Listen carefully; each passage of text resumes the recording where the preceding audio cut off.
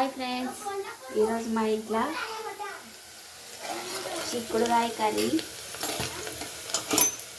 వేడివేడిగా నీళ్ళు, పిల్లలకు జ్వరం వచ్చింది అందుకని వేడి నీళ్ళు పక్కకి. చపాతీ తిండి, చపాతీ చేసి ఒకటే లేటు. చిక్కుడుకాయ ఆలుగడ్డ టమాటా వేసి కర్రీ చేస్తున్న చపాతీలో.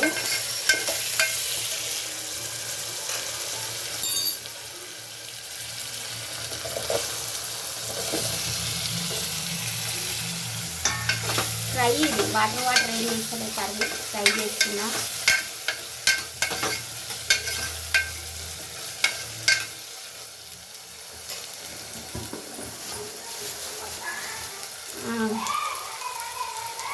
చపాతీకి చిక్కుడుకాయ ఆలుగడ్డ కాంబినేషన్ చాలా బాగుంటుంది. మీరు కూడా ట్రై చేయండి ఇంట్లో.